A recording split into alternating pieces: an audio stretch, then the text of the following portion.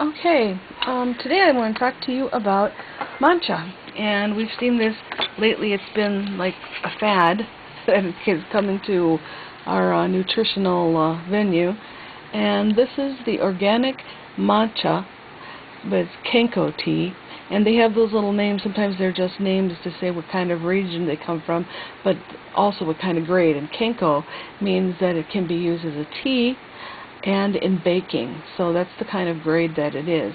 A very fine matcha tea would be mostly for drinking, and I am going to still try this today because this is the only matcha I've been able to get a hold of.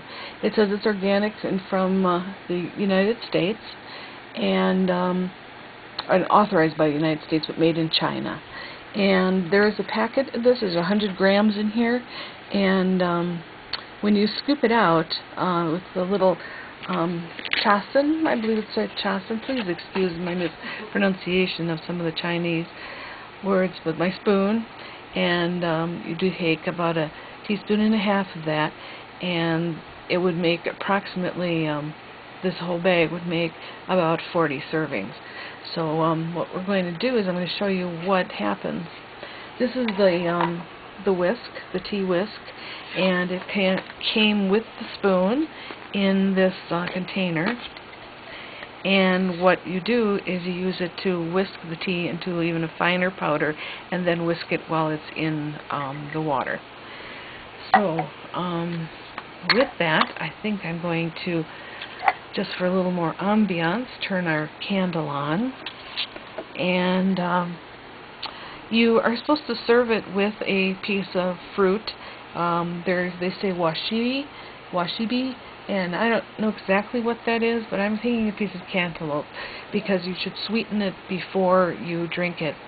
You should sweeten your mouth before you drink it, because sometimes it'd be bitter. Okay, you can make it thick or you can make it thin, and we're going to try to make it thin today.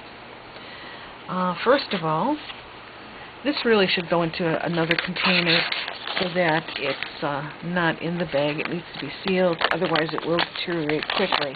And when I'm done with this, I'm going to go searching for some kind of container to put it in.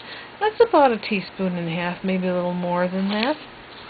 I'm going to put it in here, and this is what they make green tea out of. The first time I had green tea, I had it in ice cream, which is my favorite thing on earth, and it was very good, and I haven't run into it since that Chinese restaurant. Okay, and it's usually done in silence, but what you do is you break down the little crumbs, and so that they're as fine as you can get them to be. I have not seen this done. I have read about it, and that's why I just thought I would do this today. Okay. I have it down. There's still a couple of big pieces in there. There we go. There we go. Okay. And then I'm going to put it, it's supposed to get poured into a ceramic bowl, which gets passed around, and there are special bowls made for this. I thought I would do it in my clear bowl today so that you could see it.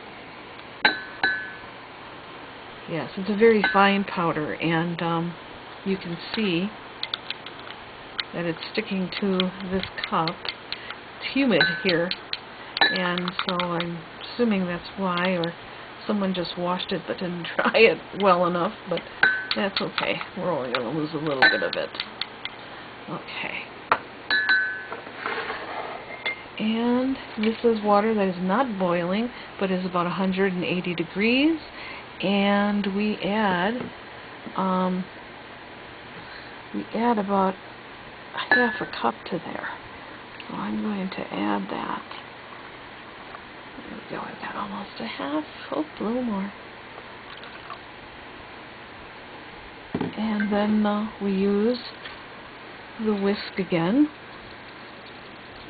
You can make it either thick or thin, and usually this bowl is passed around person to person, and everybody takes a sip or a drink. And if you're making this to more than one person, you would use a heaping teaspoon of the wooden bamboo spoon that I showed you. You would use that.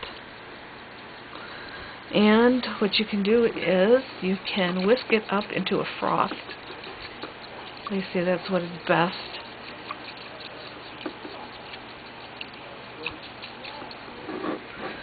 Getting a little bit of a froth around the edges.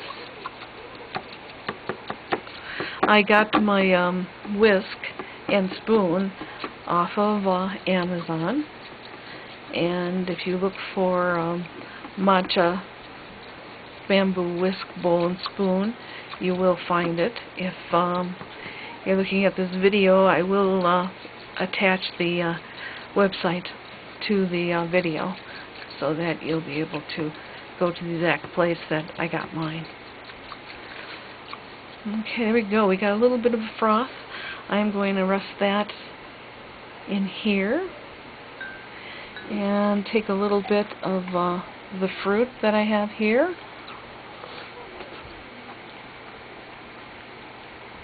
And this is my very first time tasting it.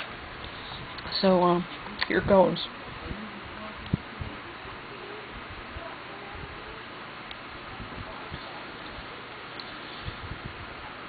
I understand why the fruit needs to be there. It is a little bit bitter, not much.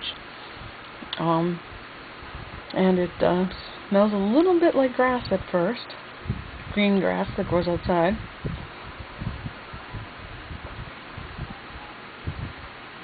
They say that if it smells like hay, it's been deteriorated a little bit. And it doesn't exactly smell like hay, but I think it's heading that way. So this may not be the freshest. But it could be. It could be just my taste and my smell. And you don't add milk or sugar to it. You drink it as it is. I may try some of those other things or a little bit more of the fruit. Okay. The matcha ceremony, again, it gets passed around from person to person, and they drink out of the bowl, wipe the bowl, pass it on. And it's to celebrate community and coming together. Okay, there are many sites on the internet that can tell you a little more about the ceremonies. Sometimes they were done for fertility, other times for the fertility of their fields. It comes from a plant that is harvested after being in the shade for 3 weeks. After growing in the sun, they put it in the shade, and then they harvest it. So, very good. I think I would like to have this in ice cream. I could see the taste coming out there, and into other baking products. All right, thank you for joining me today.